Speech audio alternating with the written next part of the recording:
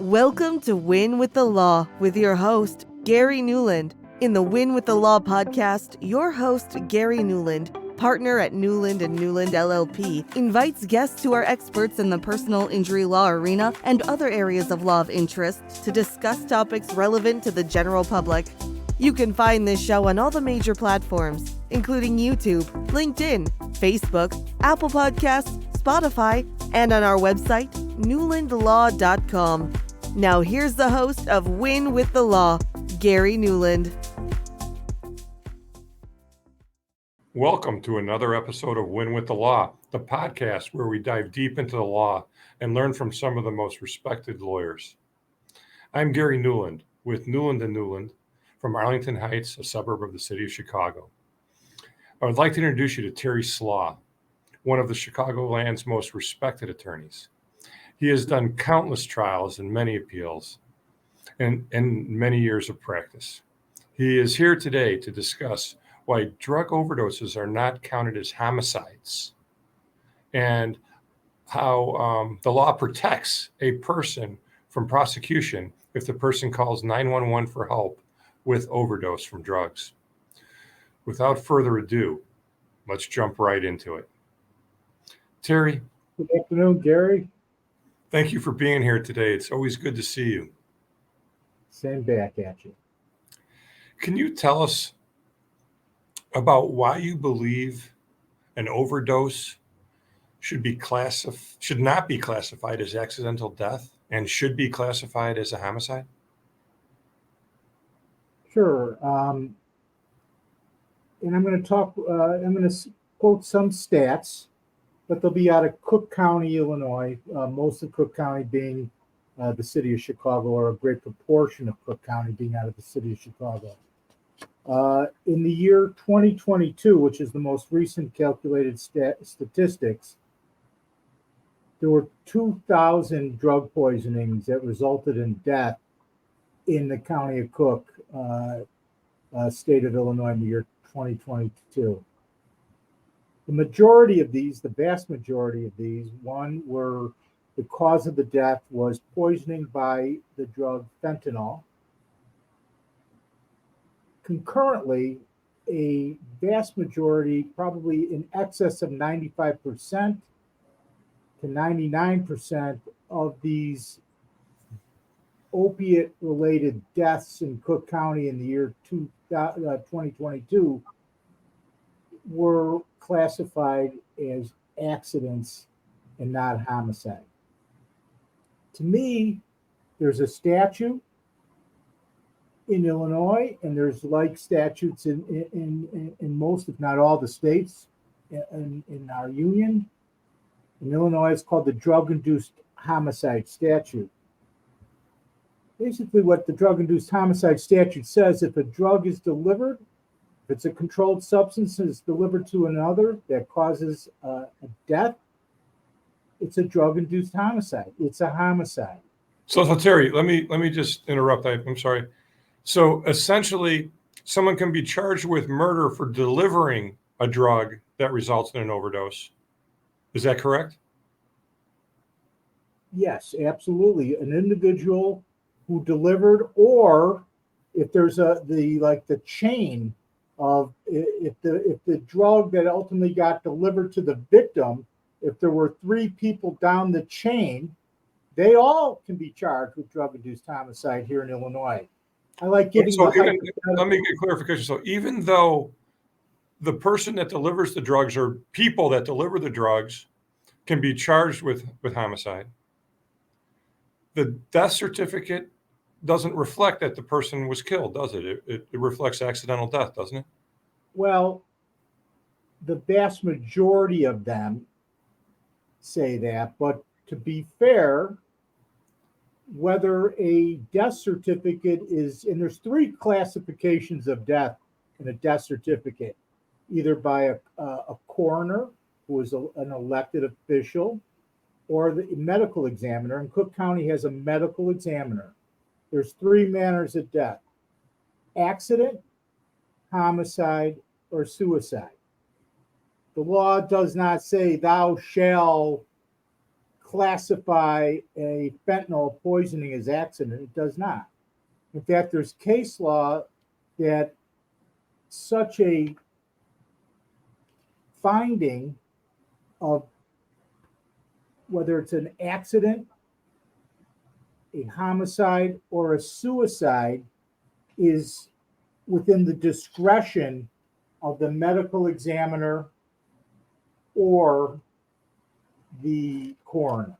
So it isn't thou shall say, but the vast majority of them, for many reasons, and I've got my opinion on it, they're classified as accidents. And to me, it's a misinterpretation of the law.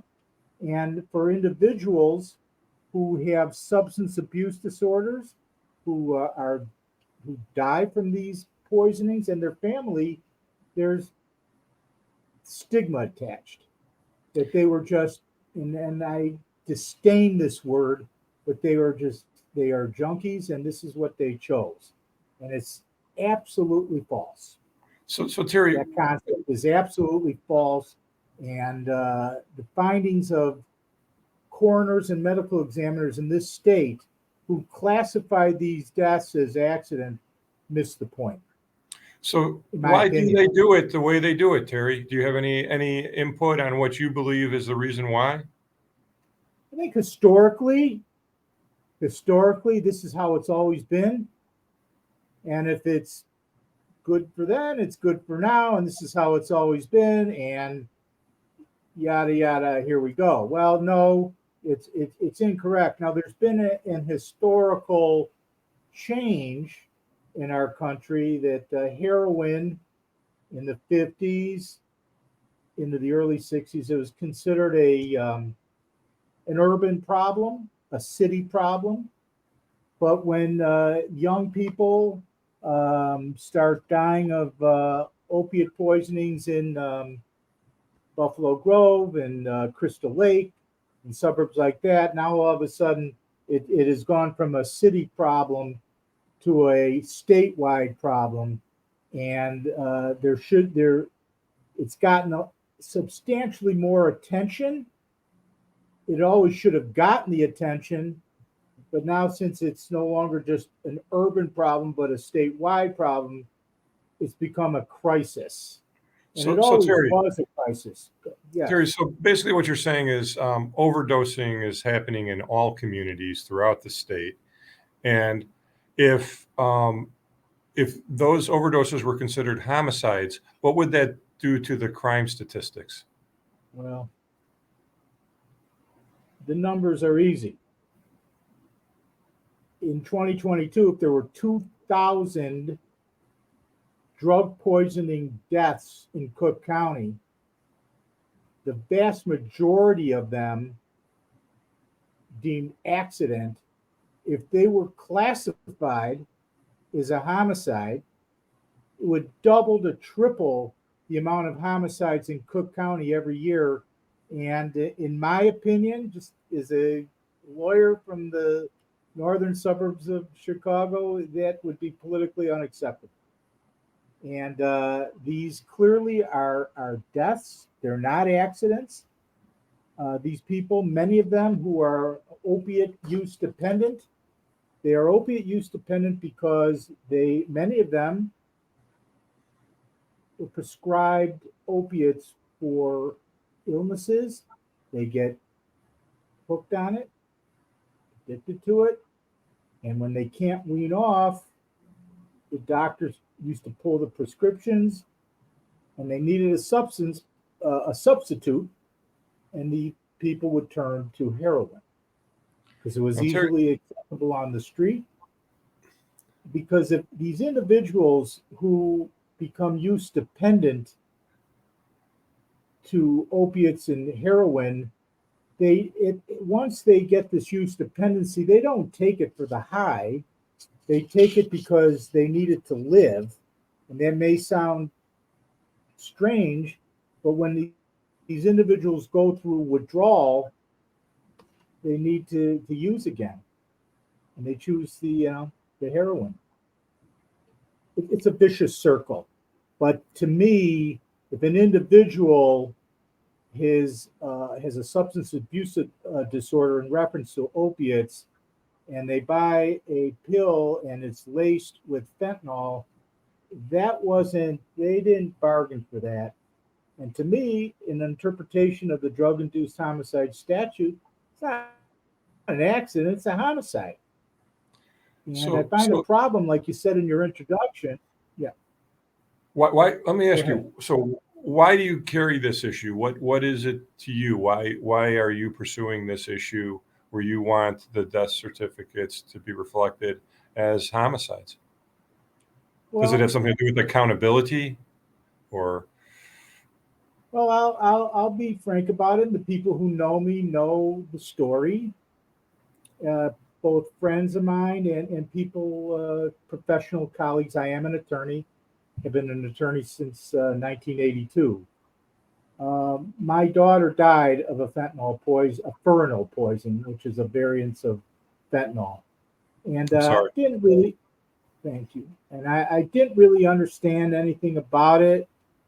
Sure, I had represented people, with possession of heroin, and you went in, the state's attorney did whatever they did. These people moved on with their lives. But when it personally affects you and somebody and then I got into advocacy, and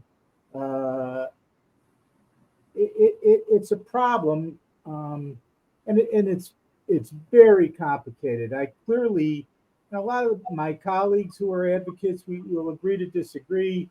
Although I do believe that these death certificates should be classified as homicides, I honestly do not believe that we as a country can arrest and incarcerate our way out of the opiate public health crisis. I do believe there needs to be some accountability. When the drug-induced homicide statute was enacted in Illinois in the late 80s, the legislative intent of it was to go after big-time drug dealers. It has evolved in the last 15 years or so that two individuals who may have substance abuse disorders one lives, one dies. The one who lives can be indicted and charged with drug-induced homicide. In my opinion, that's not going to resolve the problem of the public opiate health crisis. But I do believe that there has to be these people who die from this drug, fentanyl, which is a great drug at Northwest Hospital, but not on the streets of Buffalo Grove or the city of Chicago. So, Terry, with respect to the putting the right information on death certificate, it does force attention on these deaths and what's causing them, because communities then would become accountable, because people pay attention to homicide rates in communities. Is that correct? Yeah, that's my thought on it. Plus, there's this stigma that I felt in the passing of my daughter, and dozens and dozens of families I've met down through the years, who that the public just says, well, we're sorry for your loss, but your daughter made a choice. Yeah. So it really wasn't a choice. You mentioned something earlier I thought was really interesting. You were talking about the law that allows people that provide others drugs to be prosecuted for homicide. Can you explain how that law works in terms of, hey, someone gives drugs to somebody and then someone misuses the drugs? Is the person who gives the drugs, even if they're just giving them, is that person committing a homicide? Well, here's the hypothetical I like to use to show you how using the word draconian might be a little harsh, but it's a tough law. I use the hypothetical of four individuals at a ball game or a concert. We'll call them A, B, C, and D. A goes to B. I got a pill here. You want to take it? You can have it. It'll make you feel great. B takes it from A, says, no, but not today, but do you mind if I give it to C? Sure, no problem. B goes to C. Hey, C, I got this pill here. If you take it, it's going to really make you feel good. C goes, no, not today, but thanks. Do you mind if I give it to D? No problem. C gives it to D. C goes to D. Listen, D, I got this pill here. You take it, you're going to really feel good. D says, thanks. I want to enjoy the ball game today, but do you mind if I take it at home tonight? Oh, go right ahead. C gives the pill to D. D goes home. D takes the pill. It's laced with fentanyl. That individual dies. So under the drug-induced homicide law here in Illinois, A, B, and C all can be indicted and charged and potentially convicted for the offense of drug-induced homicide. Wow. Yeah. All it takes is for you to pass it down the stream and the whole chain can be prosecuted. Yes. So let me ask you a question, because we had touched on this before the podcast. Now, let's say D in this scenario says, whoa, I think it's affecting me the wrong way, dials 911. Does he have to worry about being arrested if he's calling for help because he's overdosed? In Illinois and many states in the union currently, but I can only speak for Illinois, but I know the statute is commonly called "Don't Run, Call 911." Don't run, call 911. In Illinois, it's called the Overdose Limited Immunity Statute.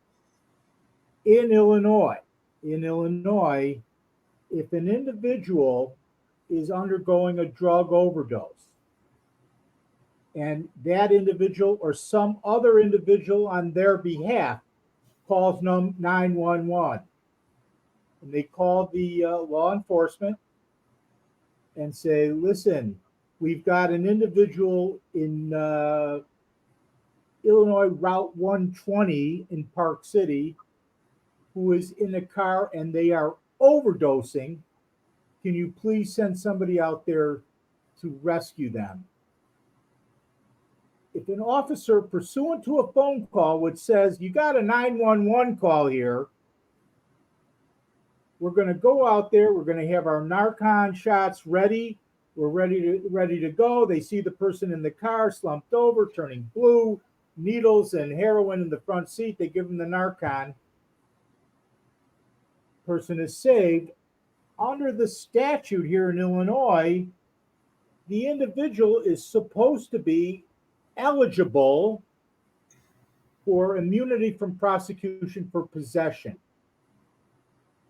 Now, of course, there's always exceptions and little caveats to what is right, what qualifies or what isn't qualified. And clearly, under the case in Illinois called People versus Tepper, in that case, do you want to cite? No? That's okay. We don't need a cite. Okay, People versus Tepper. It's an Illinois decision, year 2016, out of the 2nd Appellate District out of Elgin, Illinois. In Tepper, the individual was seen by a member of the community who calls the police saying, police, you have an individual slumped over their wheel of the car in Park City, Illinois. I think it's a good idea that you send somebody out there. The police come out there, good officers, tremendous officers. They noticed that once they got to the car, they noticed that the individual is turning blue, passed out, and they observed needles and what appeared to be heroin in the front seat. They gave her Narcan, which is the drug that revives. It's an anti-opiate drug, and it saved her life. She clearly was overdosing. When her attorney filed the motion to dismiss the case based on the immunity from prosecution for possession, when a 911 call was made, the trial court denied the motion, and the trial court's action was affirmed by the Second District Appellate Court, and the Illinois Supreme Court did not take the case. So what does that mean to you? What does that mean? Well, I'm going to give you the reasoning, then what it means to me. Okay. The reasoning of the trial court, as affirmed by the appellate court, was that when the call was made, the officer was not told by the person making the call that you had an individual suffering from a drug overdose. That the officer, once they got on the scene, said, oh boy, we got an overdose here. I better use the Narcan. And that's what they did, and it saved this person's life. But the trial court, as affirmed by the appellate court, said, well, since the call, which is in the statute that triggers the immunity, since the officer was not made aware of the overdose in the phone call, therefore the statute did not apply to this defendant, and therefore the motion to dismiss the case was denied. And as I said, that opinion was subsequently affirmed by the appellate court.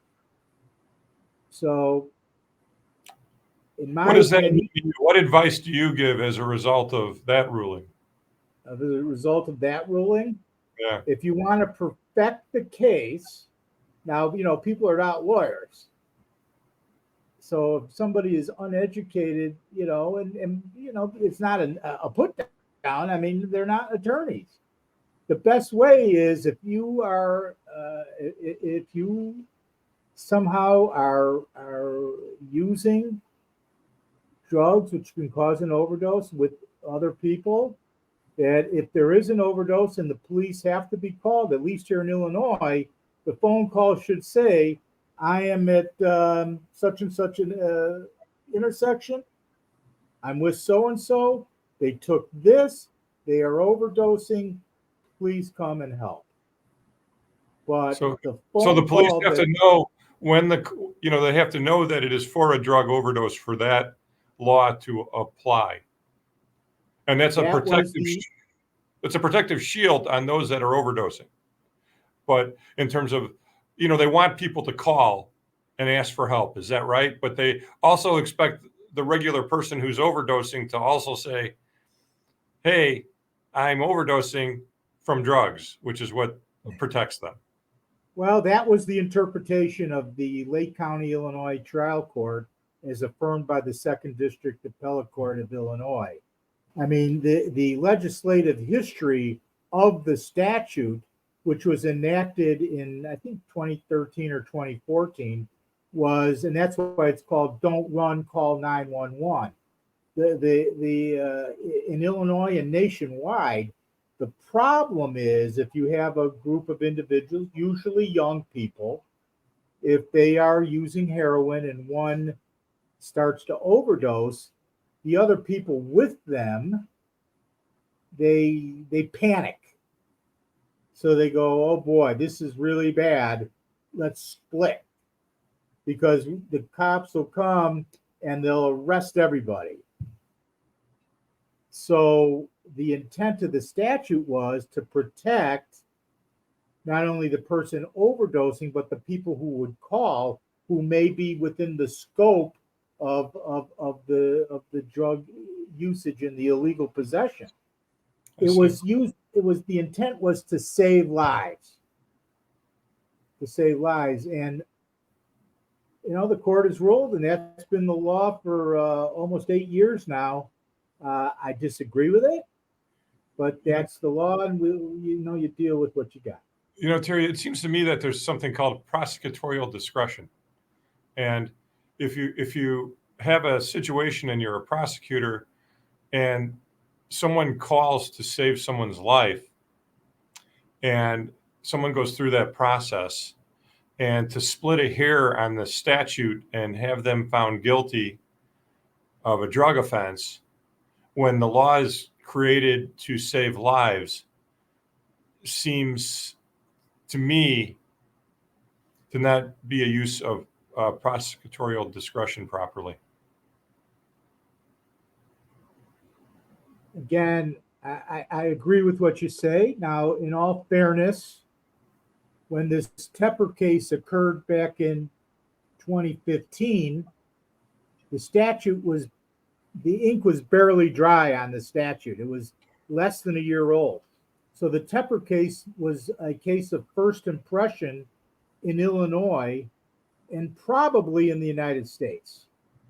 I can't say that with certainty, but I did get calls on it asking me, Terry, what happened here? So is this politics? Are you implying that this is this can involve politics, like the state's attorneys are elected and their decisions to prosecute can be based upon political decisions at times? Well, the statute, and again, I was not involved in the legislation which created the overdose limited immunity statute here in Illinois, but there were gives and takes. And from what I've been told in Illinois politics, those who were north of I-80 and those that were south of I-80, that's the interstate that basically splits the state in half. Those north of I-80 were for it. Those south of I-80 were against the statute. And there were certain gives and takes when the statute was created to give everybody a little bit of something. Well,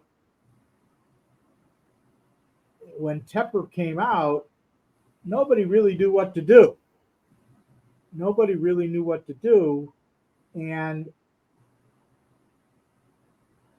if the intent of the statute was to save lives, and this woman, Tepper's life was saved after that incident, then that's what the whole thing was for. To read into the statute that it has to be a 911 call and that if the police formulated their opinion of an overdose, not when they got the call, but when they arrived on the scene, it seems to be a contradiction to me. If the whole point is to save lives, there was the call, the officer went on the scene, at that point formulated an opinion that this individual was overdosing. There's no doubt she was overdosing. The call was made. Now, the call wasn't made, you got someone overdosing. The call was made, you got someone in distress. Yeah. Do you think that person is going to call 911 next time they know of someone that's a friend of theirs that's overdosing? Well, in Tepper, it was an anonymous member of the community who was driving down the highway. Okay. So in Tepper, sure. But in another instance, a case that I was involved with was you have a van of young people out for the evening, and they were doing heroin, and someone overdosed. And one of the young people in the van, now this was down in Logan County, a county in southern Illinois, south of I-80, knew the statute. She was well aware of the statute, and she called 911 and then recited the statute to the law enforcement. They were all arrested anyway. Wow. But again, that case was in 2016 or 2017, probably 2016. So again, the statute was, again, in its infancy, and advocates and at that point, I had begun my advocacy for the use dependent And I took that case in Logan County to try to help preserve the sanctity of the statute. And it kind of was a split decision at that point. There was one other case that we talked about out of Tazewell County, Illinois, which is near Peoria, I believe, where an individual, young man, had overdosed on heroin, saved by Narcan. He was at where he was saved. He woke up, and saw the police. He goes, "Officer, do you mind getting my wallet?" Sure. The officer goes, gets the wallet. Between the time he picks it up and was going to bring it back to the defendant, he opens it and finds heroin in the wallet. So they arrest him for possession.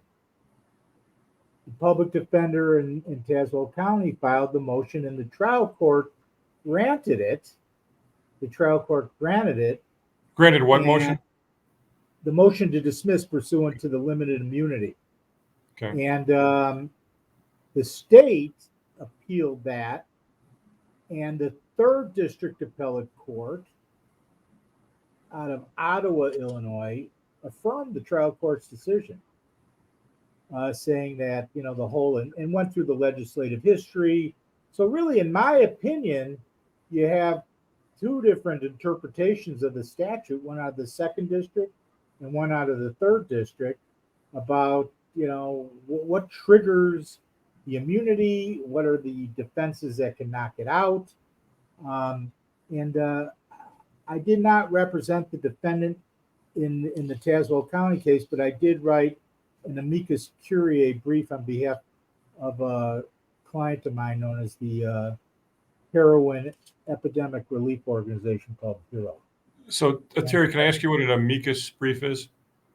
It's a friend of the court's brief who basically write a brief in support of one of the positions and outline why my client is an interested party and why do they care about this. And it just so happened that the person who was formed HERO was a retired Chicago police captain whose child died of fentanyl poisoning, and he was instrumental in bringing forth and getting the overdose limited immunity statute enacted by Springfield. And when I showed him the Tepper opinion, he not only was he not aware of it, he was shocked. And when this case out of Tazewell County I found out about, and I talked to the appellate defender who was representing the appellee on the appeal, can I jump in? They said, well, you can't represent the appellee, but you can write an amicus brief. And I did. And I would like to think that that writing helped preserve this very important statute in our state, Illinois. Terry, I can't thank you enough for being here today on this podcast, and also for your advocacy on those that have very few people to speak in their behalf. So thank you for everything you do. Well, thank you. And hopefully someday we'll be able to figure out this horrible opiate public health crisis that is now taking the lives of over 100,000, mostly young Americans every year. Okay. For now, we'll be signing off from Arlington Heights, Illinois, a suburb of the city of Chicago, and looking forward to next week, where we'll be talking about insurance law and what insurance companies try to get away with when somebody makes a claim. Thank you. Thank you. You've been tuning into Win with the Law with your host, Gary Newland. You can find this show on all the major platforms, including YouTube, LinkedIn, Facebook, Apple Podcasts, Spotify, and on our website, newlandlaw.com. Thank you for your positive reviews, comments, questions, and for sharing this show with others.